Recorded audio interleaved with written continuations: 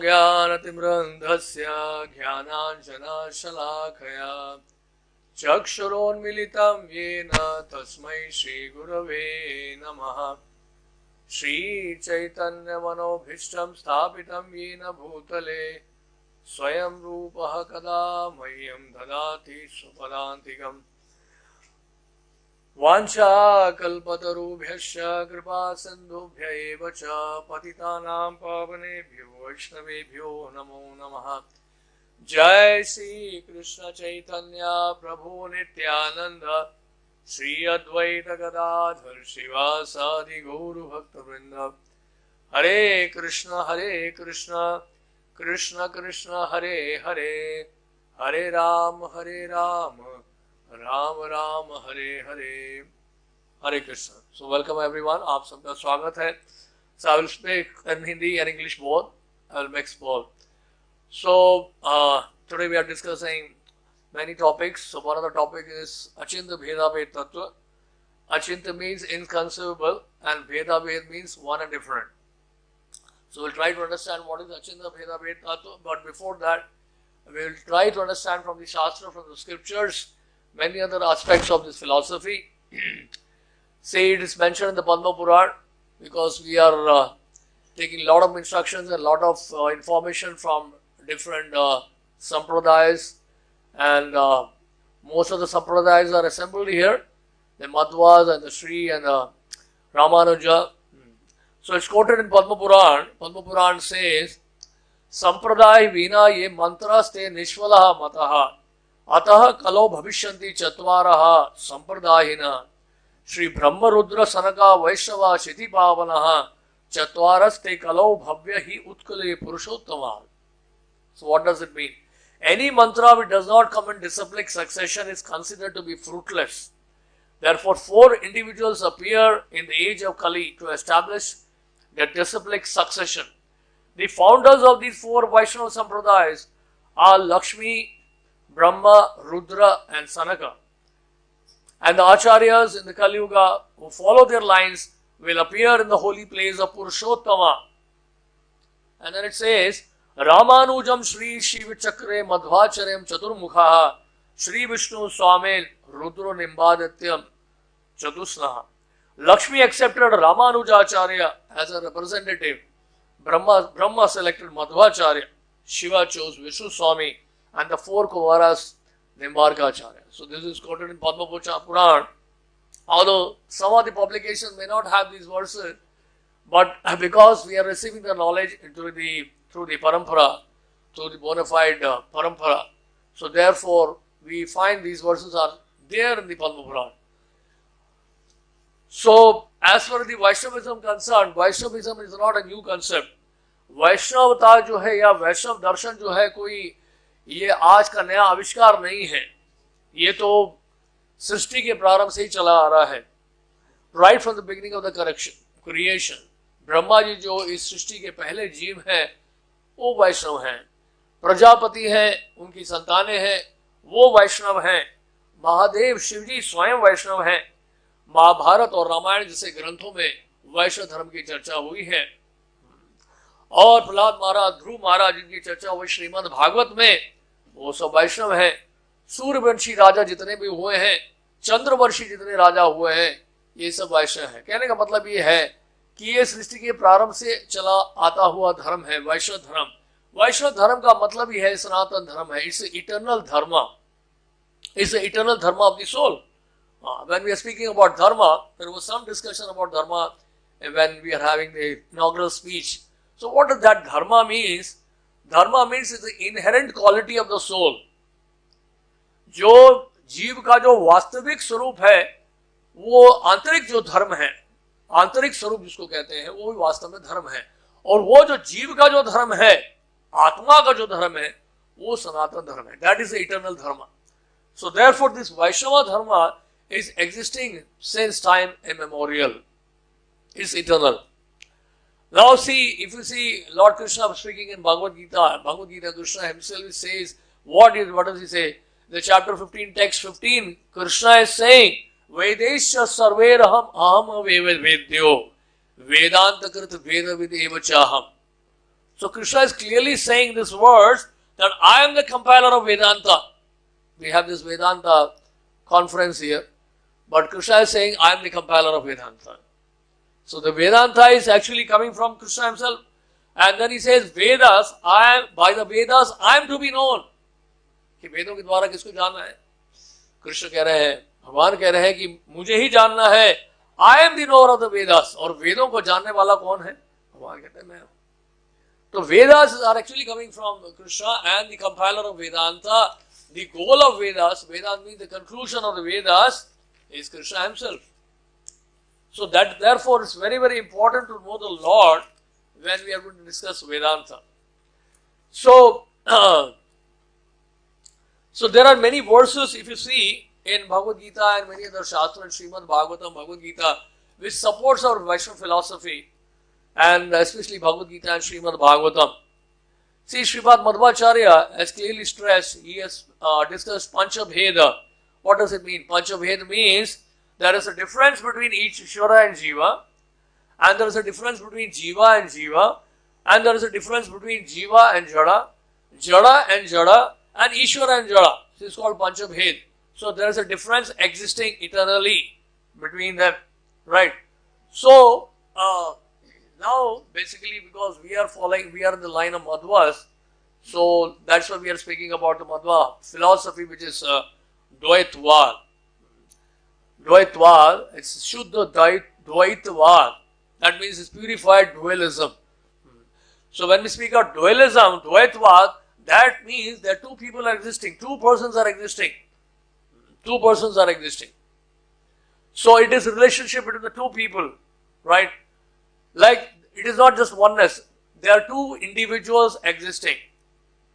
अगर हम देखें, अनुसंधान करने का पता चला है कि इनमें से एक दूसरे का अल्प विकसित रूप है, जैसा कि कोई स्वाभाविक रूप से ऐतिहासिक विकास की अपेक्षा करता है. Now Madhvacharya, he established Tattvad philosophy. Now this Tattvad and Achinta Bheda Bhed Tattva, there is not much difference in that. It is not Achinta Bheda Bhed is something a new invention. No, it is not a new invention. Basically it is Tattvad only. दोनों ही तत्ववाद हैं, परंतु एक दूसरे का शोधित रूप है. हालांकि मध्वाचार्य शंकराचार्य का खंडन करने के से अपनी रचनाओं में भेद पर बल दिया, परंतु उन्होंने अभेद को दर्शाती हुई श्रुतियों की अपेक्षा नहीं की. सो मध्वाचार्य ने तत्ववाद गौड़िया चिंता भेद तत्व के मूल को पाया जा सकता है. So even in the Madhvacharya teaching you will find achint bheda bhed तत्व.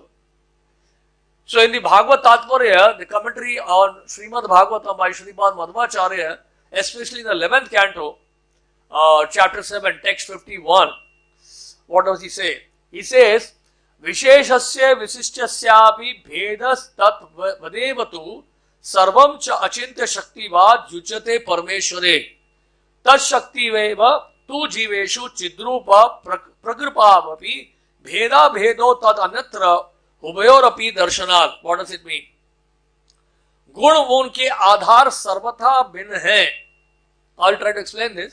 परम भगवान के लिए कुछ भी असंभव नहीं है, क्योंकि वह अपनी अचिंत शक्ति में एकीकृत है. परम भगवान की उस अचिंत शक्ति के कारण जीवात्माओं के आध्यात्मिक रूप एवं भौतिक प्रकृति से उनके संबंध में समानताएं व असमानताएं हैं. See, this is what simultaneously one and different. So Madhvacharya, Srimad Madhvacharya is speaking about the inconceivable potency of the Lord. At the same time, he is speaking about oneness and difference. समानताएं व असमानताएं हैं. अचिंत्य भेदा भेद, क्योंकि ये विदित है कि दोनों संबंधों का अस्तित्व है. अब इसको थोड़ा सा हम समझने का प्रयास करेंगे in very simple word, simple language. देखिए, गुण व उनके आधार सर्वथा भिन्न है. आज हम एक फूल लेते हैं और उसमें से खुशबू निकलती है. उस खुशबू का आधार जो है वो फूल है. सूर्य का प्रकाश है और सूर्य है. उस सूर्य का प्रकाश का आधार सूर्य है, राइट. और ये जो आधार है और जो गुण है, उसमें जो गुण है उसमें हमेशा सर्वथा भिन्न है, वो हमेशा अलग ही रहता है. लेकिन यहां के बता रहे हैं परम भगवान के लिए कुछ भी असंभव नहीं है, क्योंकि वह अपने चिंत शक्ति में एक स्टिल इट्स इंटीग्रेटेड. परम भगवान की उस अचिंत शक्ति के कारण जीवात्माओं के आध्यात्मिक रूप एवं भौतिक प्रकृति से उनके संबंध में समानताएं व समानताएं हैं। अब देखिए हमारा ही बॉडी देखिए, हमारा शरीर देखिएगा, इस शरीर में 24 तत्व हैं, पूरे सृष्टि में 24 तत्व हैं, और इस ब्रह्मांड में भगवान प्रवेश करते हैं। इसी तरह से आत्मा भी शरीर में प्रवेश करती है और भगवान भी परमात्मा के रूप में शरीर में प्रवेश करते हैं। इस शरीर को चलाए रखने के लिए और उस पूरे विराट रूप को यानी ब्रह्मांड को चलाने के लिए भी आपको भगवान की आवश्यकता है। तो कहने का मतलब ये है, सब कुछ भगवान के साथ एक होते हुए भी एक नहीं है, साइमल्टेनियसली वन एंड डिफरेंट। जैसे फॉर एग्जांपल खुशबू निकल रहा है फूल से, खुशबू फूल नहीं है, लेकिन खुशबू को फूल से अलग नहीं किया जा सकता।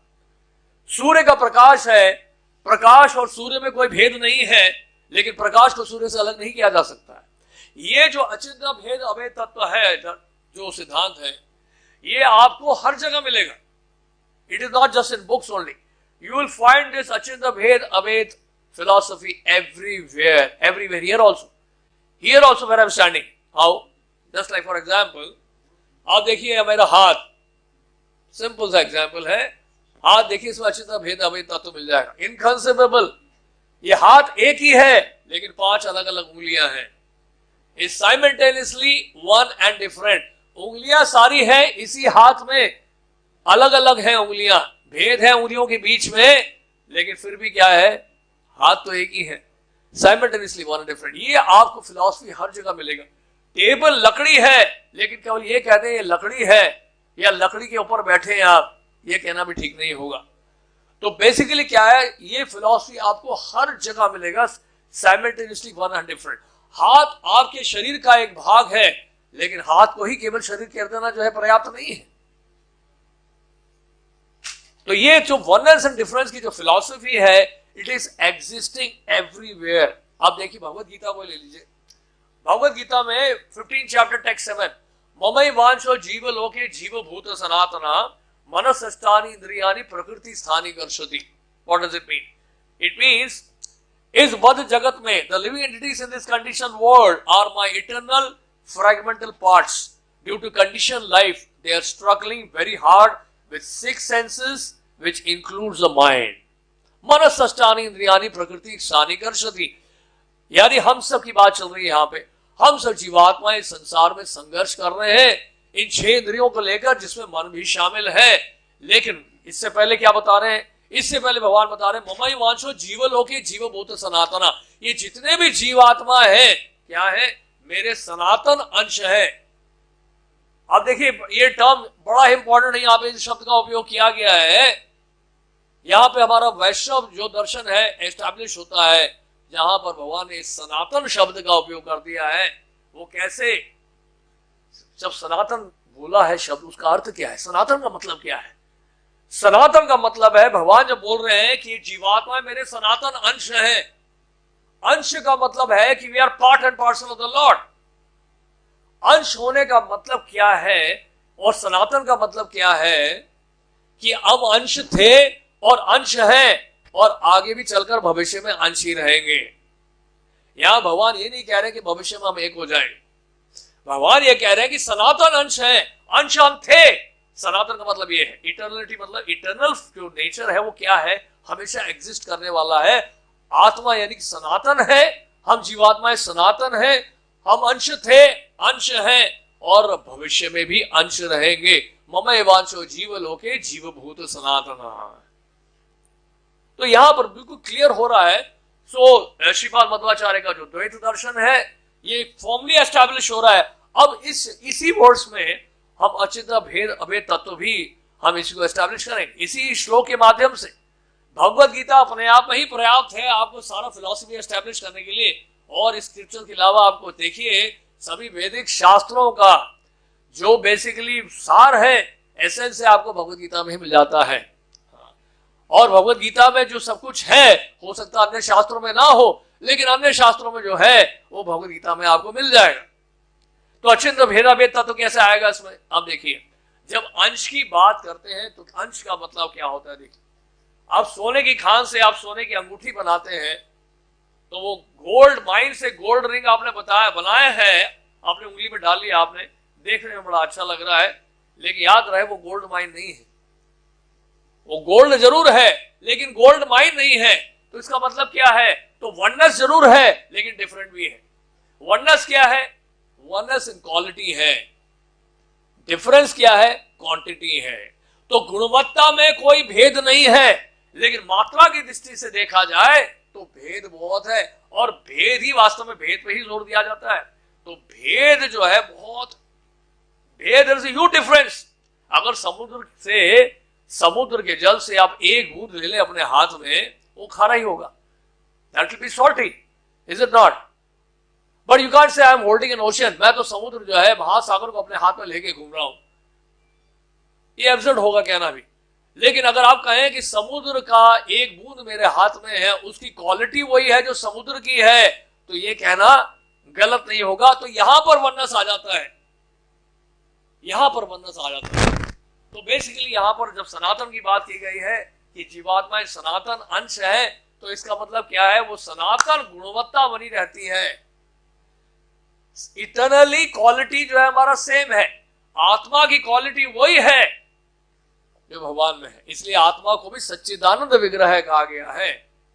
सत, चित और आनंद शाश्वत है, पूर्ण ज्ञान से युक्त है और पूर्ण आनंद से भरपूर है, क्योंकि आत्मा जो है भगवान की अंश है। तो क्वालिटी इज सेम, बट जहां तक क्वांटिटी की बात है, इट इज नॉट सेम। तो basically Bhagavad Gita itself is helping us to understand this achintya bheda abheda तत्व। आप भगवत गीता का देखिए 13 चैप्टर देखिए, एंड 13 चैप्टर में टेक्स्ट 22 देखिए। इससे हमारी चर्चा कर रहे हैं पहले भगवान सबसे पहले हमारे बारे में बता रहे हैं। पुरुषा प्रकृति स्तो ही भुंक्ते प्रकृति जान गुणान कारण गुण संगस्य सदस जोनि जन्मशु। Living in material nature thus follow the ways of life, enjoying the three modes of nature. This is due to his association with that material nature. Thus he meets with good and evil among various species. तो कहने का मतलब ये है कि जीवात्मा जो है वो प्रकृति के तीनों गुणों का भोग करते हुए प्रकृति में ही जीवन बिताता है। ये जीवात्मा के बारे में चर्चा कर रहे हैं भगवान। लेकिन इसके अगले श्लोक में भगवान जीव के बारे में चर्चा नहीं कर रहे हैं, अपने बारे में चर्चा कर रहे हैं, ये बताते हुए कि मैं ये जीव नहीं हूं जो गुणों के प्रभाव में आ जाऊं। इसलिए अगले श्लोक में क्या कह रहे हैं? उपद्रष्टा अनुमंता च भर्ता भोक्ता महेश्वरः परमात्मेति चापि उक्तो देहेस्मिन् पुरुषः परः। पुरुषः परः, not just पुरुषः परः. Yet in this body there is another, a transcendental enjoyer, who is the Lord, the supreme proprietor, who exists as the overseer and permitter, and who is known as the super soul. There is a difference. देखिए आप Bhagavad Gita clearly अगर आप पढ़ेंगे और शब्दों को यथारूप स्वीकार करेंगे तो कोई भी कंफ्यूजन नहीं है। ये द्वैत दर्शन जो है, यह अचिंत्य भेद अभेद तत्व है, ये इस भगवत गीता में ही आपको मिलेगा सुनने को। और इसके अलावा देखिए और भी बहुत सारे प्रमाण आपको मिल जाएंगे। 15 चैप्टर में टेक्स्ट 16 और टेक्स्ट 17 देखिए, जहां पर पुरुषोत्तम योग इस अध्याय का नाम है। यहां पे भगवान कृष्ण क्या कह रहे हैं? दो इमो पुरुषो लोके क्षर अक्षर एव च क्षर सर्वाणि भूतानि कूटोस्त्र उच्यते। क्या कह रहे हैं? जीव दो प्रकार के हैं, च्युत है और तथा अच्युत है। भौतिक जगत में प्रत्येक जीव च्युत होता है और आध्यात्मिक जगत में प्रत्येक जीव अच्युत कहलाता है। राइट। तो आध्यात्मिक जगत में क्या है? इनफैलिबल है, और भौतिक जगत में जीव क्या है? फैलिबल है। अब ये देखिए इस श्लोक के बाद अगले श्लोक में 17 वर्ष में क्या कह रहे हैं? 17 वर्ष में कह रहे हैं, उत्तमा उत्तमा पुरुषस्तु अन्यः परमात्मा इति उदारतः यह लोकत्रयम् आविश्य बिभर्ति अव्ययः ईश्वरः। इन दोनों के अतिरिक्त एक परम पुरुष परमात्मा है जो साक्षी अविनाशी भगवान है और जो तीनों लोकों में प्रवेश करके उनका पालन कर रहा है। तो ये बड़ा क्लियर है, अगर आप भगवत गीता पढ़ें तो कोई कंफ्यूजन नहीं है। इट्स वेरी वेरी क्लियर कि how this philosophy of dvaitavad achintya bheda abheda tattva is actually is there in our shastra, in Bhagavad Gita and Shrimad Bhagavatam. Shrimad Bhagavatam की अगर बात करें, श्रीमद् भागवतम में भी क्लियरली अगर आप देखें तो उसमें भी यही बात बताई गई है। जहां चतुर्श्लोकी भागवत के बारे में चर्चा हुई है श्रीमद् भागवतम इन 4 वर्सेस, जहां पर भगवान श्री नारायण ने ब्रह्मा जी को 4 श्लोकों में श्रीमद् भागवतम सुना दिया, जिसको चतुर्श्लोकी भागवत कहते हैं। उसमें भी अचिंत्य भेद अभेद तत्व की चर्चा हुई है। हृदय अर्थम यत् प्रतीयते न प्रतीयते चात्मनि तत् विद्यत आत्मनोमयम यथा भासो यथा तमः। ओ Brahma, whatever appear to be of any value, if it has no relation to me, he has no reality, it is my illusory energy, that reflection which appears to be in darkness. Then next he says, यथा महन्ति भूतानि भूतेषु च वचेषु अनु प्रविशन्ति अप्रविशन्ति तथा तेषु न तेषु हम। O Brahma, please know that the universal elements enter into the cosmos and at the same time do not enter into the cosmos. Similarly, I myself also exist within everything created and at the same time I am outside of everything. तो यहाँ भगवान कह रहे हैं कि सब में मैं प्रवेश करता हूँ लेकिन फिर भी मैं सब में नहीं हूँ. See, again this Achinta Bheda Tattva is coming. See, मैं सब में हूँ फिर भी सब में नहीं हूँ. यानी कि कहने का मतलब ये है कि अगर मैं दफ्तर जाता हूँ, ऑफिस जाता हूँ, फैक्ट्री जाता हूँ, लेकिन फिर भी मेरा घर अपना है. सब जगह होने का मतलब ये नहीं है कि मेरा इंडिविजुअलिटी समाप्त हो जाता है, मेरा अपना व्यक्तित्व फिर भी बना रहता है. I am still existing in my abode. I'm outside of everything, right? So sometime the superintendent of the jail or even the governor of the city or maybe the prime minister of the country, he may go to the jail to see the prisoners, but that doesn't mean he has become a prisoner, right? He may go and want to see the prisoners, and sometimes the prisoners get released when there is an appeal goes to the President of India, and especially on the Republic Day. Okay, he may feel a little compassionate on the prisoner and may think, okay, let some of them get released, So he goes inside the jail, वो jail में जाता है, वो governor jail में जाते हैं, लेकिन governor jail में जा रहे हैं इसका मतलब ही नहीं कि वो कैदी हो गए हैं. Still he maintains his spiritual position. The Lord maintains his transcendental position even though he appears in the material world. He stays away from the influence of the material world. भगवान जब इस पृथ्वी पर जब आते हैं तो इस पृथ्वी में आते जरूर है, अवतरित जरूर होते हैं, लेकिन फिर भी इस माया जगत के प्रभाव में नहीं आते. इसलिए भगवान गीता में कह रहे हैं, जन्म कर्म च मे दिव्यम एवं यो वेति तत्वतः त्यक्त्वा देहं पुनर्जन्मनान मेति मामति सुवर्जुन. मेरा जो जन्म है, मेरा जो कर्म है, वो दिव्य है, और जो मुझे तत्व से जान लेता है, मेरे जन्म को, मेरे कर्म को तत्व से जो जान लेता है, वो दोबारा संसार में जन्म नहीं लेता है.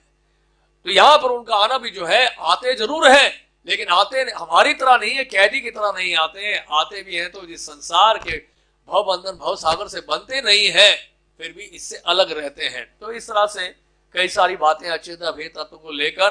So it's a very very important philosophical conclusion of the Shastras, and whenever read Bhagavad Gita, we'll find lot of actually references in Bhagavad Gita also and Srimad Bhagavatam also and many other Vedic literatures that we are simultaneously one and different from the Lord. Lord Chaitanya established the Achinta Bhed Tattva philosophy when he appeared 500 years before, and he himself said, what did he say? Jiver Swarup Ohe Krishner Nitya Das Krishner Tatthastha Shakti Bheda Bhed Prakash.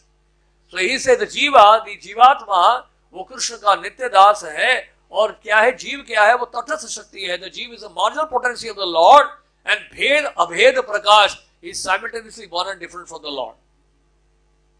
So when we speak about अचिंत्य भेद अभेद तत्व, उसका यही मतलब है कि qualitative oneness is there, but as far as the quantity is concerned, there is no wonder there is huge difference is there. और अगर oneness की एक और बात की जाए तो oneness एक और हो सकता है, क्योंकि सुबह ये भी चर्चा हुई थी, जब भक्ति की बात की जाती है तो उसमें शरणागति की बात आई थी कि शरणागति जब होती है तभी हम भगवान की ओर नजदीक आते हैं. सरेंडर की बात की भगवान ने गीता में भी की है. तो देखिए वननेस का एक अर्थ और भी है. Oneness in actually what? Oneness one with the desire of the Lord, that is also oneness. तो भगवान की जो इच्छा है वही इच्छा जो हमारी होती है. So Arjun was one with the desire of the Lord. At the end of the Bhagavad Gita, what Arjuna is saying? Nashta moha smriti la. मेरा मोह नष्ट हो गया है. My illusion is God.